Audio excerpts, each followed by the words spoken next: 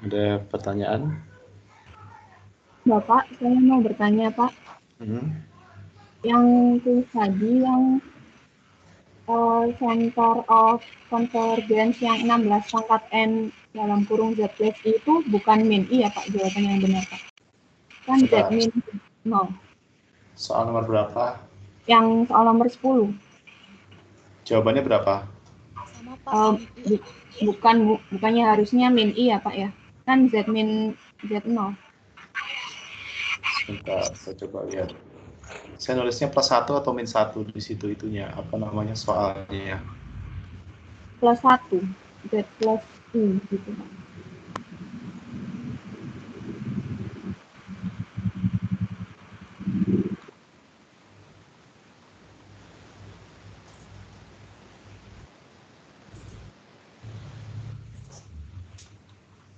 Itu sebentar. Saya coba lihat hitungannya. Berapa Pak yang soal sini? 16 pangkat N ya.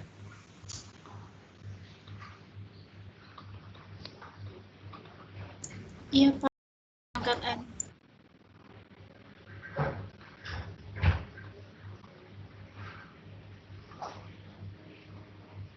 16 pangkat N, terus Z plus 1I ya. Z plus atau Z min? Z plus ya pangkat N. Iya Pak, Z plus I. Oh iya. Senternya I, betul. Ngomong hitungnya apa?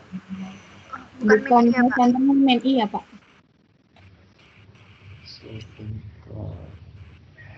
Kan itunya apa? Oh iya ding. Z min itu ya. Z plus ya berarti ya? Iya Pak. Z plus berarti kan Z min I ya berarti ya? Iya Pak. Iya Pak, seharusnya min I.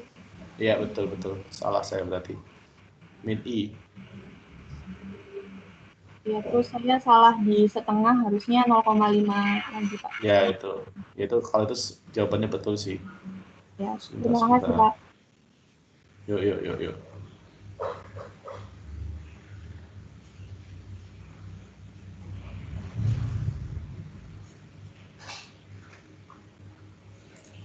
Oh ya, nanti saya alat kuncinya.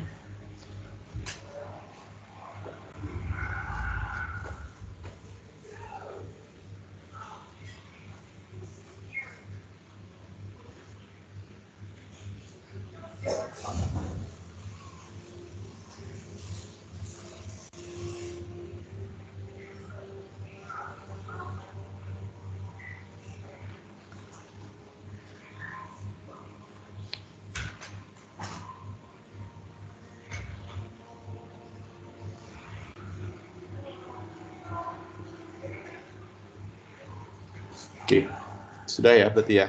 Ada lagi pertanyaan silakan. Nggak ada ya. Oke, kita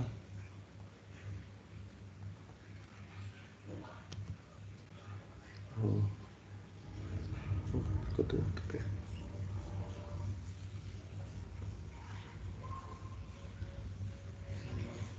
Function.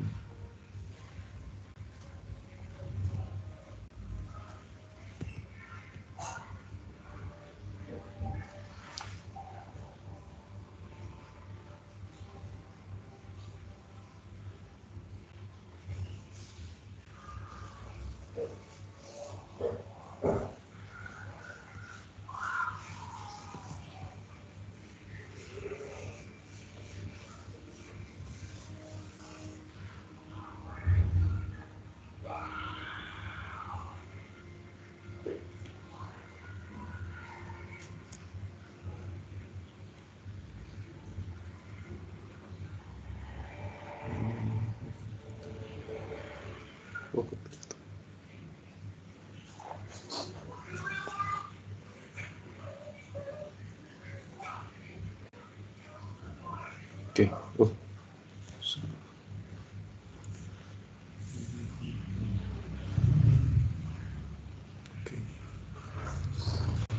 Sudah kelihatan slide-nya?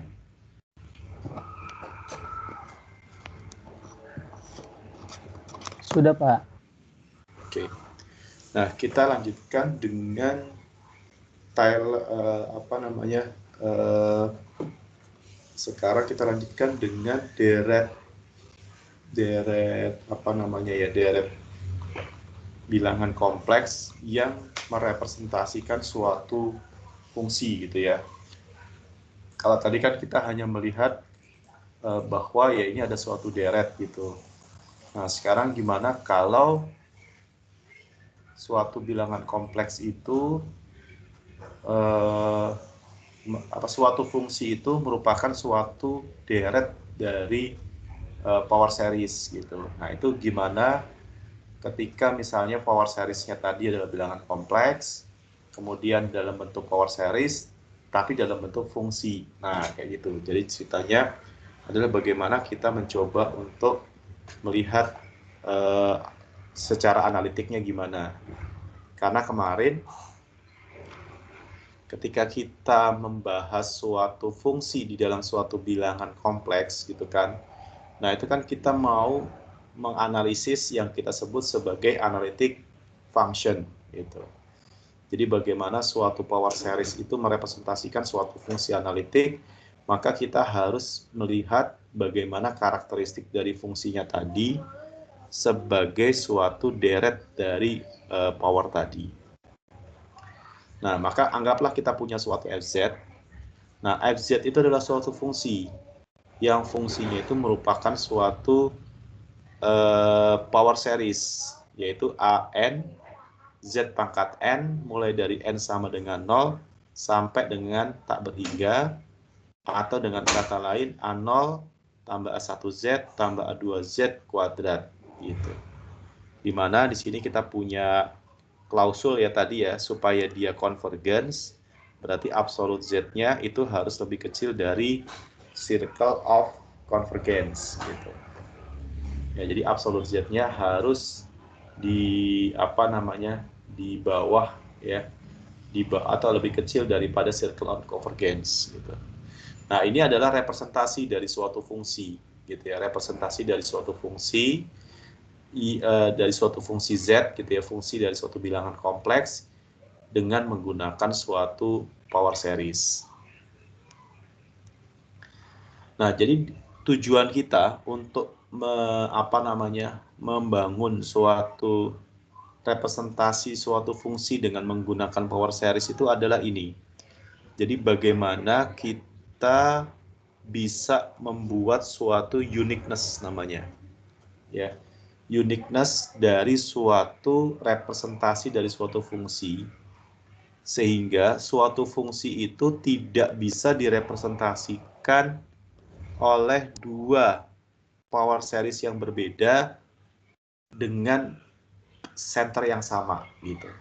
Ya, jadi benar-benar suatu fungsi itu bersifat uniqueness, sangat khusus gitu. Ya, sangat khusus. Ya, jadi seperti kayak misalnya manusia gitu, yang nama-nama ciri-ciri manusia itu harus uniqueness, karena manusia itu uniqueness. Tidak ada dua manusia yang istilahnya absolutely sama gitu. Ketika ada orang yang sama pun pasti dia punya uniqueness tersendiri, punya perbedaan sendiri gitu.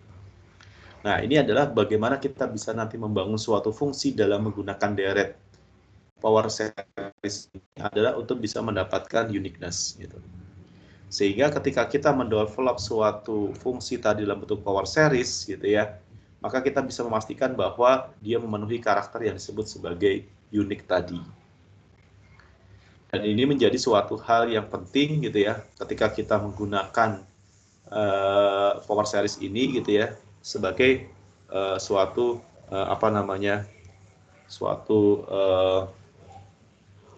kompleks analisis gitu. Nah, ini adalah teori pertama ya, yang berisi adalah prinsipnya tentang continuity pada penjumlahan dari suatu power series. Jika kita punya suatu fungsi fz yang bisa direpresentasikan dengan menggunakan rumus tadi, fz sama dengan sigma ya, dari n sama dengan 0 sampai kemudian tak berhingga dari AN Z pangkat N dengan suatu radius of convergence yaitu adalah R lebih besar dari 0, maka RZ-nya menjadi continuous pada Z sama dengan 0. Ya, nah itu yang disebut sebagai continuity dari penjumlahan power series. Nah, teorema yang kedua adalah teorema yang bersifat tentang uniqueness. Ya, jadi tentang bagaimana suatu suatu fungsi yang direpresentasikan dalam power series tadi itu mempunyai suatu identity gitu. Jadi kan kayak manusia itu harus punya identitas, sehingga ketika manusia punya identity sehingga kita bisa merujuk bahwa identitas itu pasti merujuk pada peran tertentu gitu. Itu yang disebut sebagai identity. Jadi kalau misalnya kita punya identity, misalnya contohnya ID card, itu harus menjadi identity, menjadi yang membedakan. Tidak boleh ada ID card yang sama gitu kan untuk orang yang berbeda gitu. Nah, itu berarti tidak menjadi identity. Nah, misalkan suatu power series itu kita breakdown ya menjadi A dan B. Jadi ada A0, A1Z tambah A2Z kuadrat. Dan kita punya B0, B1, Z, B2Z kuadrat, di mana kedua-duanya juga convergence, di mana nilai absolut Z-nya lebih kecil dari R, dan R-nya juga positif, dan keduanya itu mempunyai penjumlahan yang sama untuk semua Z tersebut, maka kedua tadi itu dianggap sebagai sesuatu yang identik. Kata lain, A0 sama dengan B0, A1 sama dengan B1, A2 sama dengan B2.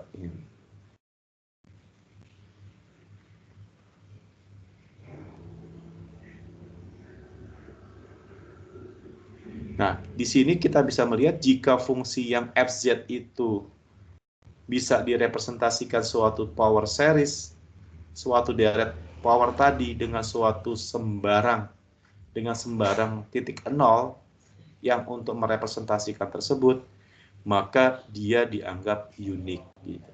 Ya. Jadi artinya kita bisa menguji apakah yang dimaksud dengan unik dan apa yang dimaksud dengan identik gitu ya pada fungsi dalam bentuk power series tadi gitu. Nah, suatu power series itu bisa dilakukan beberapa operasi ya, bisa dilakukan beberapa operasi untuk kita nantinya melakukan pengolahan, untuk kita melakukan pemrosesan terhadap fungsi tadi. Nah, salah satu yang beberapa yang penting itu adalah misalnya gitu ya, paling dasar itu adalah penjumlahan atau pengurangan. Jadi ketika misalnya kita punya dua power series dengan radius konvergensnya R1 dan kemudian satunya lagi itu mempunyai radius of convergence-nya itu adalah R2, maka dia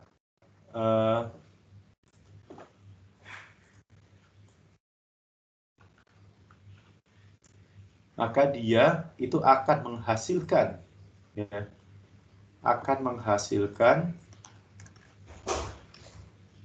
suatu menghasilkan suatu fungsi dalam bentuk power series dengan jari-jari atau dengan radius convergence tadi at least sama dengan nilai R1 atau R2 yang terkecil. Ya. Nah, ini kalau misalnya konsep ini tuh nanti penting untuk kita menjumlahkan dan mengurangi suatu sinyal yang direpresentasikan dengan menggunakan power series ini gitu. Jadi kalau misalnya di apa yang gampang representasi dari power series, yang paling gampang di sinyal. Jadi kalau misalnya kita bicara masalah sinyal, nanti ada namanya sinyal digital. Jadi ketika misalnya kita mau melakukan sinyal analisis dari sinyal jantung, dari sinyal suara, ya pokoknya sinyal-sinyal apapun ketika direpresentasikan di dalam suatu digital representation, nanti dia akan direpresentasikan sebagai suatu power of series ini, ya power series. Maka yang namanya suatu sinyal baik analog maupun analog maupun digital pastinya bisa dijumlahkan. Nah, makanya penjumlahan ini ya kan itu merupakan penjumlahan dari dua power series tadi dengan memperhatikan nilai konvergensnya. Ya, jadi ketika kita mau menjumlahkan dua sinyal atau menjumlahkan dua power series ini, maka kita harus memperhatikan yang disebut sebagai radius of convergence, atau kalau misalnya itu nyebutnya adalah region of convergence. Ada yang bilang seperti itu. Nah, dia juga mempunyai operasi yang lain adalah multiplication, ya. Jadi ketika kita punya suatu sinyal, punya suatu fungsi adalah fz dan kita punya suatu gz, ya, maka bisa dilakukan perkalian, ya, multiplication, gitu kan, antara suatu fz dikalikan dengan suatu gz. Di mana nanti dia akan menghasilkan suatu sinyal baru gitu ya, suatu power series baru dalam hal ini gitu ya, suatu fungsi baru ya kan, di mana fungsi ini ya merepresentasikan dari suatu series yang baru juga gitu. Nah, ini yang disebut sebagai Cauchy product gitu ya untuk proses perkaliannya.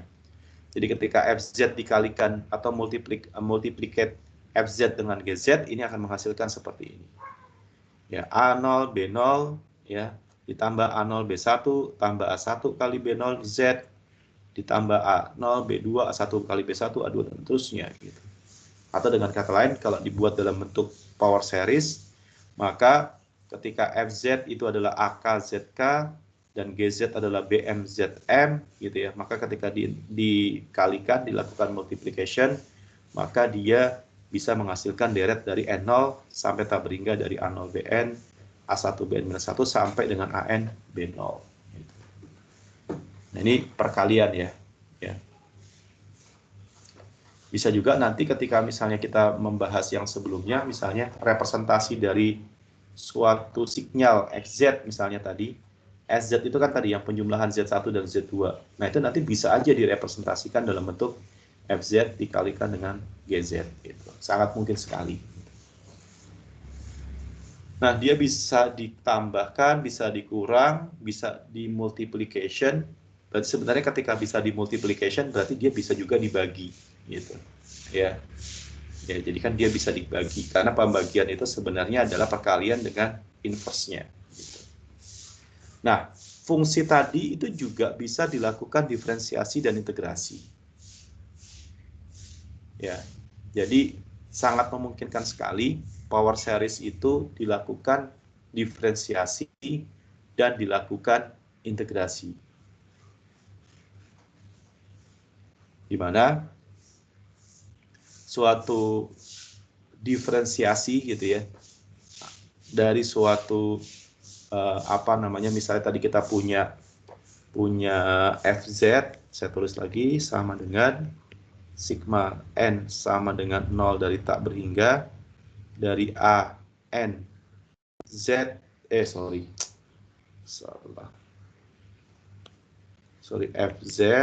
sama dengan sigma dari N sama dengan 0 tak berhingga ya dari AN Z pangkat N.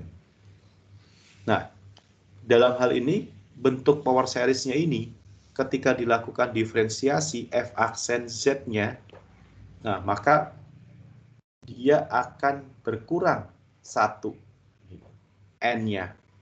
Dia akan digeser 1 N-nya. Jadi sama dengan N sama dengan 1 sampai tak berhingga, berarti N-nya akan turun ke sini, AN-nya konstanta, Z N-nya minus 1. Gitu. Ya. Nah, ini kalau yang pada aplikasi DSP, ini namanya shift, gitu, atau delay. Jadi suatu sinyal itu dilakukan suatu delay, dilakukan suatu shifting, nah itu sebenarnya adalah merupakan suatu diferensiasi. Gitu. Nah, kalau integralnya susah ya, ini dijelaskan yang diferensiasi aja. Gitu. Nanti kita coba lihat. Ya.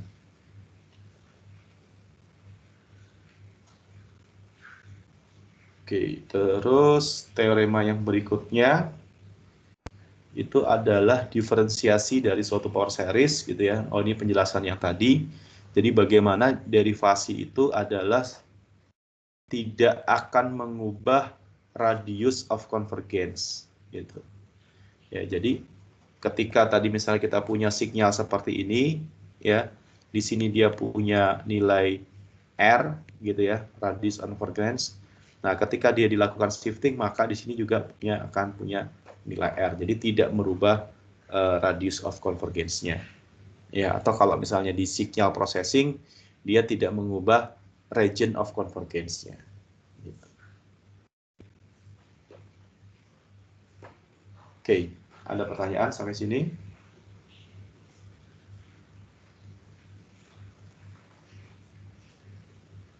Agak cepat sedikit aja ya. Pasti sudah sangat lelah. Ini cuma contoh aja sih, contoh region of convergence, nanti bisa dilihat ya. Nah, ini teorema yang keempat, ya. Jadi bagaimana integrasinya? Jadi integrasinya agak sedikit lebih susah, gitu. Kalau tadi kan menurunkan n-nya, nah ini menambahkan n-nya. Jadi ketika suatu fungsi, gitu ya, suatu fungsi fz itu sama dengan an, oh salah. Suatu fz sama dengan sigma dari n sama dengan 0 sampai tak berhingga dari an z pangkat n. Nah, ketika dia diintegralkan, gitu ya, berarti integral fz dz, gitu kan. Maka, jadi kalau tadi n-nya dia di shifting, nah ini n-nya shifting tapi shifting negatif, gitu. Tapi di sininya tetap n-nya sama dengan 0, ya, di sini tetap tidak berubah, n sama dengan 0 ini, ya, tapi nanti di ininya, ya, an-nya dibagi dengan n plus 1 dan zn-nya ditambah dengan 1. Gitu. Jadi nanti kita akan melakukan integrasi term by term, ya. Integrasinya term by term, gitu ya, sebagai penjumlahan dari deretnya. Dan sama ya, ketika tadi diferensiasi itu tidak mengurangi radius of tidak merubah radius of convergence. Nah, ketika di dalam integration pun juga dia tidak mengubah radius of convergence-nya. Jadi radius of convergence-nya tidak berubah.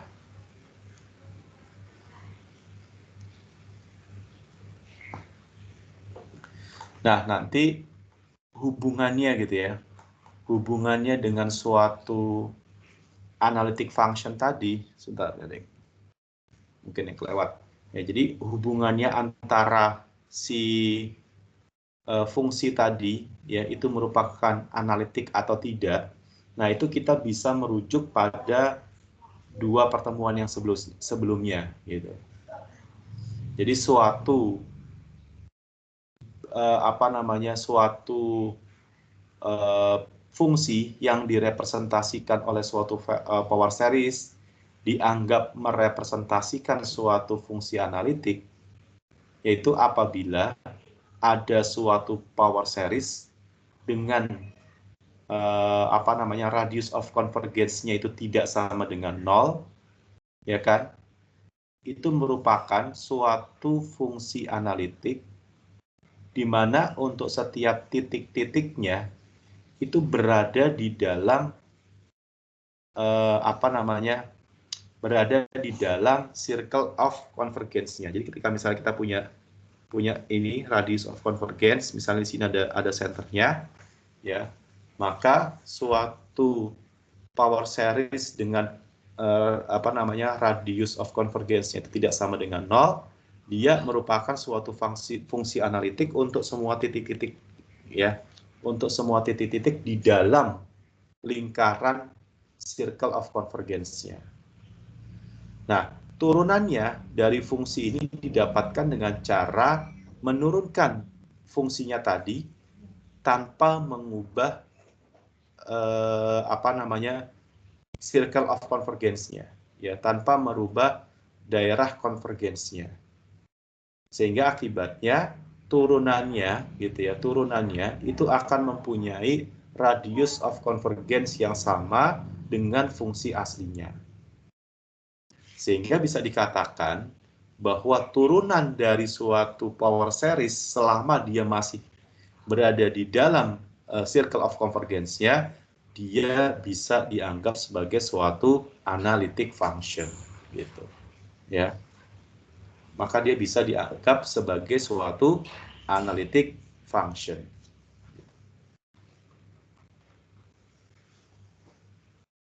Oke, jadi kesimpulannya adalah pada bagian ini kita bisa melihat bagaimana suatu fungsi yang menggunakan suatu power series enak kelihatannya gitu ya, di mana kita bisa melakukan operasi penjumlahan, pengurangan, nggak masalah. Bahkan kita juga bisa multiplication, perkalian dari fungsinya, berarti sama juga dengan representasi fungsi yang lain. Kemudian kita juga bisa menurunkan fungsi tersebut dan mengintegralkan fungsi tersebut, gitu kan. Dan bagaimana juga kita bisa membuktikan apakah si power series tadi itu merupakan suatu fungsi analitik atau tidak. Yaitu selama ya kan radius of convergence-nya itu titik-titiknya itu berada di dalam circle of convergence-nya gitu. Ya. Nah, di sini kemudian bisa kita lihat bahwa power series ini itu seperti merepresentasikan dari deret Taylor. Nah, ini yang terakhir, kita akan coba lihat bagaimana deret Taylor dan ada juga disebut sebagai Maclaurin deret, ya, Maclaurin series gitu. Suatu deret Taylor series dari suatu fungsi fz itu adalah suatu deret Taylor yang juga didapatkan atau direpresentasikan dengan bilangan real. Ya, dengan bilangan real. Maka di sini kita bisa melihat bahwa fz itu sama dengan n dari 1 sampai dengan tak berhingga dari an minus z minus 0 pangkat n. Di sini berarti tetap melihat ada powernya di sini. Di mana nilai an-nya itu sama dengan 1/n faktorial fn z0, ya. Fn ini berarti turunan nih, derivatif, ya. Jadi an-nya adalah 1/n faktorial fn z0. Atau dengan kata lain, an itu sama dengan 1/2 vi integral tertutup fz, ya, fz domain, ya, dibagi dengan z domain minus z0 f plus 1 dz. Ya, nah ini kalau kalian yang sudah bermain dengan Z transform, ya, kalau pernah tahu Z transform atau transformasi Z, ini itu adalah inverse-nya. Inverse dari Z transform. Jadi kalau misalnya yang suka bermain dengan, pernah belajar DSP, pernah belajar sinyal kendali misalnya gitu, di mana kita bisa merepresentasikan suatu sinyal, suatu sistem itu dalam domain Z, dan ini adalah fungsi untuk mengembalikan dari suatu domain Z kepada suatu domain waktu AN. Gitu. Nah, makanya fungsi Taylor series ini menjadi suatu hal yang penting, ya kan? Karena gitu ya, N itu kan berarti kalau direpresentasikan tadi kan N itu sebenarnya ada seperti ini. Ya, N itu seperti waktu gitu. Jadi ketika kita punya data direpresentasikan dengan waktu itu bisa jadikan N, maka nanti kita bisa mentransformasi dari suatu domain N kepada suatu domain lain yang kita sebut sebagai kompleks ini, FZ ini, gitu. Dan direpresentasikan dengan menggunakan Dirac-Taylor. Jadi Dirac-Taylor itu merupakan suatu konsep yang luar biasa penting. Nah, sehingga nanti ketika kita mengintegralkannya ini, maka kita akan mengintegralkan. Jadi kalau misalnya ini kita punya suatu circle,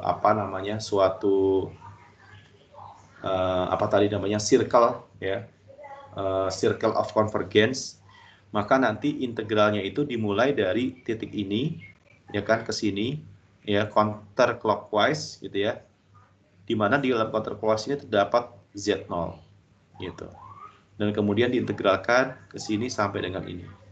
Nah, itu adalah proses fungsi Dirac-Taylor-nya, gitu. Nah, sementara yang disebut sebagai Maclaurin, gitu ya, Maclaurin itu adalah bentuk sederhana dari suatu dari suatu fungsinya, ya, dari suatu dari suatu Dirac-Taylor di mana Z0-nya sama dengan 0.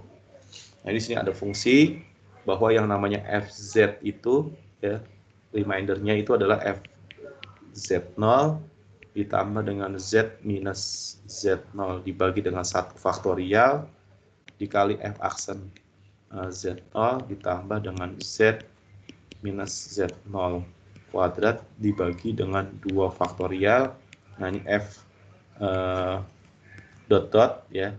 Nah, ini ditambah dengan Z minus Z0 pangkat N dibagi N faktorial dikali Fn. Nah, ini F dotnya di sini, ya, fungsi dari Z0 ditambahkan dengan Rn.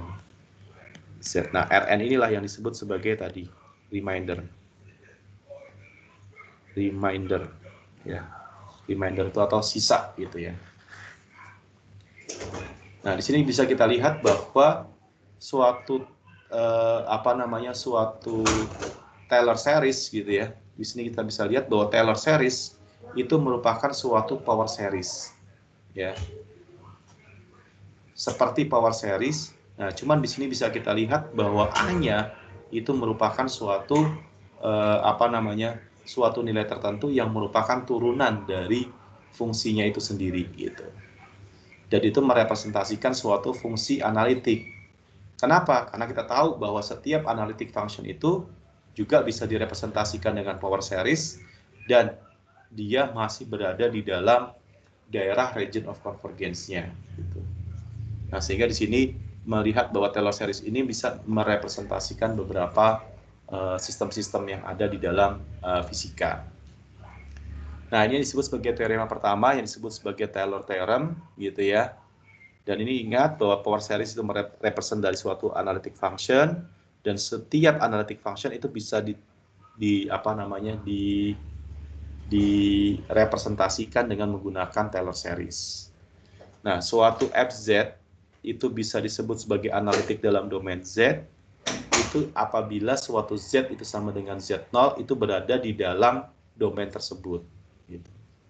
Dan di mana ada suatu Dirac-Taylor tadi, yang ini Dirac-Taylor itu yang berarti yang FZ ini, ya, dengan pusatnya adalah Z0 yang merepresentasikan dari FZ.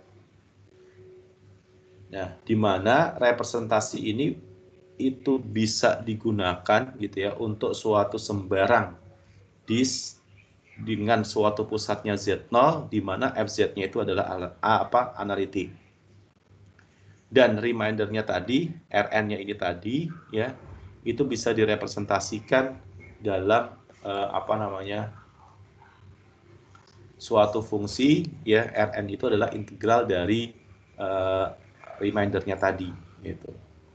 Dan memenuhi koefisien yang disebut sebagai inequality, ya, absolut dari AM itu lebih kecil dari M per Rn, gitu ya, di mana M itu adalah maksimum dari absolut FZ pada lingkaran Z minus Z0-nya sama dengan R. Nah, ini adalah teorema Taylor-nya. Itu nanti di buku itu sebenarnya ada beberapa pembuktian ya terkait dengan penggunaan ini. Nah, di sini bisa kita lihat ada yang namanya accuracy of approximation. Ya, jadi kita bisa melihat bahwa suatu representasi fungsi dengan menggunakan FZ itu akan tepat gitu ya. Akan tepat itu apabila n-nya cukup besar. Ya, jadi kalau misalnya kita melihat fungsi tadi itu kan berarti kita harus membuat limit ininya sama dengan 0.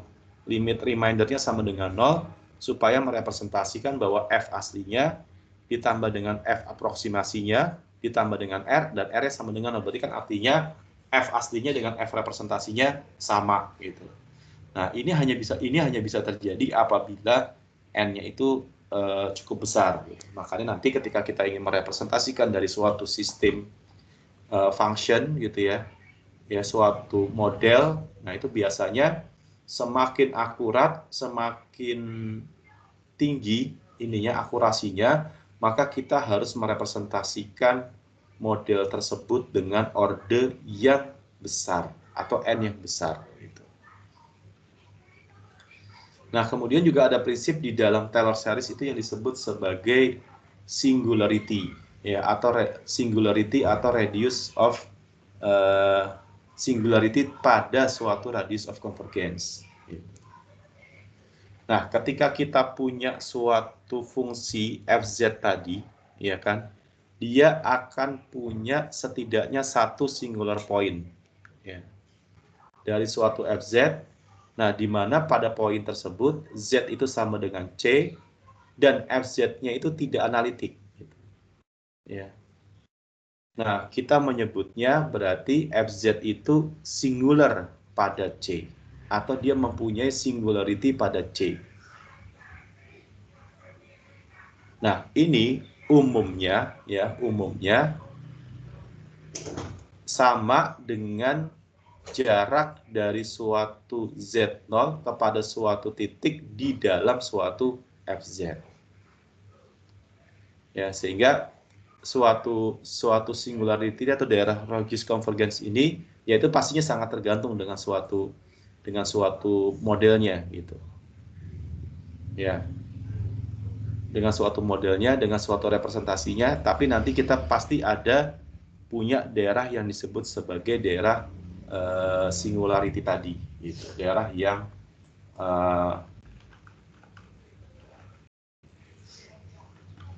apa ya istilahnya singularity itu ganjil gitu, yang ada hal-hal di mana di daerah itu ganjil gitu, atau daerah dia konvergensnya di situ.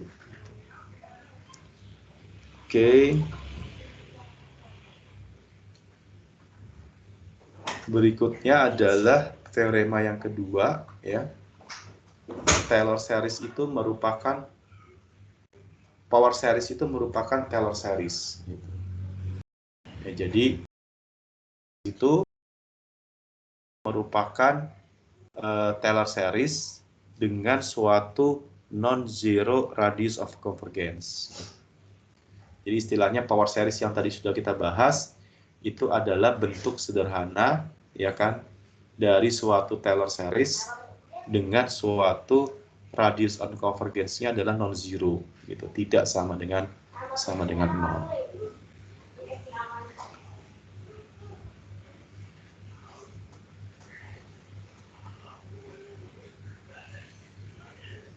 Nah, ada sesuatu hal yang penting gitu ya dari sifat dari suatu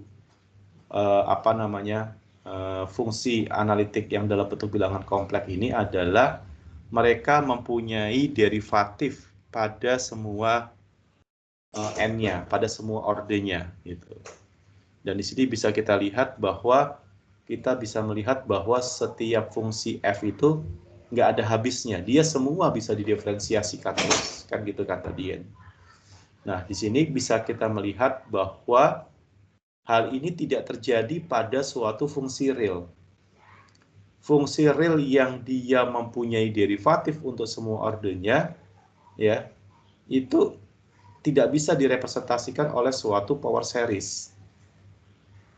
Ya, misalnya adalah fx sama dengan eksponensial 1/x kuadrat gitu. Nah, ini tidak bisa direpresentasikan karena dia tidak bisa diturunkan pada semua ordenya gitu. Dia bisa pada suatu nilai tertentu f0-nya menjadi sama dengan 0 dan tidak bisa didefinisikan. Nah, di sini bisa kita lihat maka suatu suatu deret Maclaurin ini gitu ya. Nah, ini semua turunannya itu ya pada pusatnya ya pada Z0-nya itu sama dengan 0.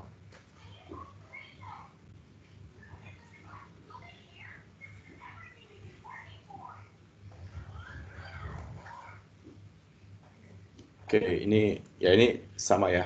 Jadi kita coba akan lihat contoh gitu ya, suatu deret geometris yang merupakan bentuk dari deret Taylor. Ya, misalnya kita punya FZ, ditulisnya ini, FZ itu sama dengan 1/1 minus Z. Atau dengan kata lain, sigma dari Z pangkat N, ya kan, N sama dengan 0 sampai tak berhingga dari Z pangkat N. Ya, dengan N-nya sama dengan 0 sampai tak berhingga, jadi 1 tambah 1Z tambah Z kuadrat dan seterusnya. Di sini kita bisa melihat bahwa Fn-nya, ya, turunannya dari FZ itu memenuhi persamaan N faktorial dibagi 1 minus ZN plus 1. Ya. Dan pada saat Z-nya sama dengan 0, dia adalah N faktorial. Gitu. Dan di sini tadi memenuhi teorema yang sebelumnya bahwa ini masuk ke dalam Maclaurin deret. Gitu. Ya. Nah, ketika misalnya kita lihat di sini 1 minus per Z, gitu ya, dengan nilai Z-nya kurang dari 1, berarti ini adalah radius of convergence-nya, maka di sini FZ itu singular pada saat Z sama dengan 1. Ya. Jadi ketika Z-nya itu kita masukkan 1, maka 1 minus 1 kan 0. 1 dibagi 0, dia tidak ada solusinya. Gitu. Jadi titik-titik ini itu merepresentasikan kalau di sini disebut sebagai singular. Jadi kalau misalnya kita punya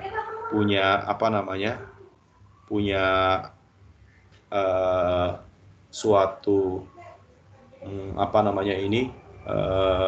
bidang di mana di sini adalah x-nya real dan y-nya imajiner, maka di sini nanti dia akan punya singularity pada saat z-nya sama dengan 1. Di mana z-nya sama dengan 1? Di sini. Ya, pada saat z-nya sama dengan 1. Jadi ketika z-nya sama dengan 1, dia ada suatu titik yang singular tadi, aneh tadi gitu. Ya. Karena dia tidak ada solusinya di sana. Nah, kalau ini juga kita balik lagi kepada aplikasinya ya di fisika. Nah, ini bisa digunakan untuk mendevelop suatu sistem dengan melihat yang disebut sebagai, kalau kamu belajar nanti ada namanya zero dan pole pada DSP. Nah, ini adalah dia memanfaatkan geometric series gitu. Dengan memanfaatkan sifat dari singularity-nya. Dan ini contoh yang berikutnya merupakan suatu eksponensial ya. Suatu eksponensial function dari suatu e pangkat z ya, di mana di sini sama dengan n sama dengan 0 dari tak berhingga z pangkat n dibagi dengan n faktorial ya. Dibagi dengan n faktorial.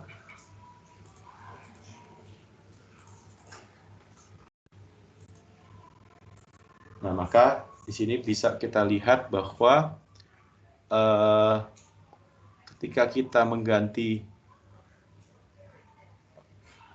ya, ketika kita mengganti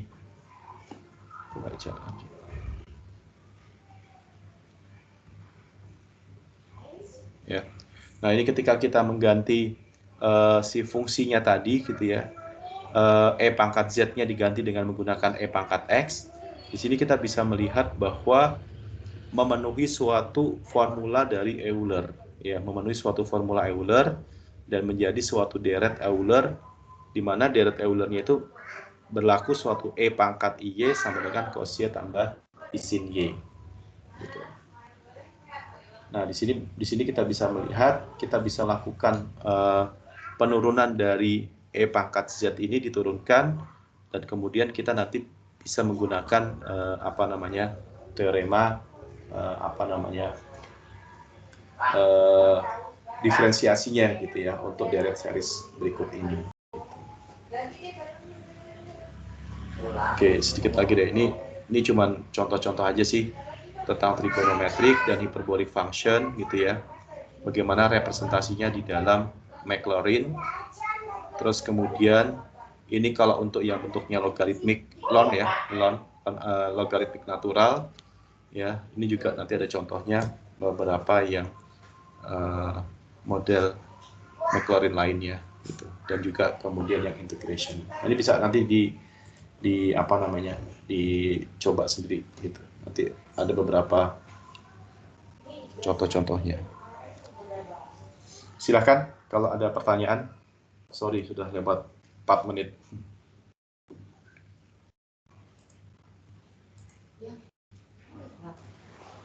Dari saya nggak ada, Pak. Oke. Yang lain, silakan. Sudah lelah kayaknya.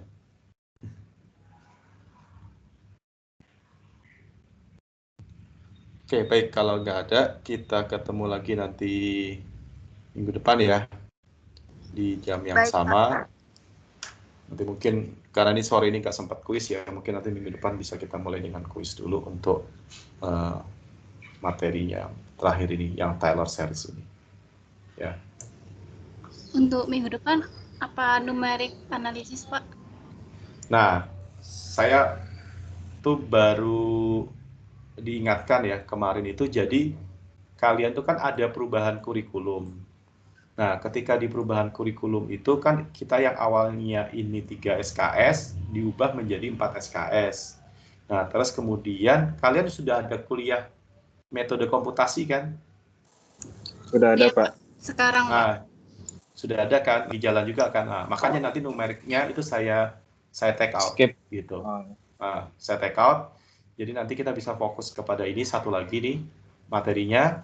Kemudian nanti kita lanjut ke beberapa aplikasi fisikanya, dan terakhir itu ke statistik sih. Jadi saya akan coba, kan kalian nggak belajar statistik lagi kan di mata kuliah yang lain kan? Nggak ada, Pak. Nggak ada kan ya? Nah, jadi Ya, nanti saya akan coba memberikan setelah yang bilangan kompleks ini selesai, saya akan memberikan langsung ke statistik gitu. Nah, di mana statistik ini menjadi hal yang lebih penting juga kalian gunakan nanti ketika kalian melakukan analisis atau mengerjakan tesis kalian gitu. Karena pasti ketika kita bicara data, kalian harus membuat semacam statistical analysis gitu. Ya, jadi numeriknya tidak saya berikan seperti itu. Baik, Pak. Karena sudah diajarkan di kuliah metode komputasi. Iya, Pak. Baik, Pak. Jadi untuk minggu depan pembahasannya masih ini, Pak? Ya, minggu depan nanti kita sebentar, nanti saya minggu depan kita kuisnya tentang ini. Nanti saya coba hitung lagi ya. Apakah kita, sebenarnya masih ada satu lagi tuh chapter yang tentang bilangan kompleks ini, yaitu tentang khusus membahas residual tadi gitu. Jadi khusus membahas residue integration gitu. Nanti ada namanya deret Laurin. Nah, nanti kalau itu sudah selesai, baru kita pindah ke statistik ya. Oke, Pak. Baik, Pak. Baik, Pak. Terima kasih, Pak. Yuk. Oke, saya tutup. Terima kasih. Assalamualaikum warahmatullahi wabarakatuh.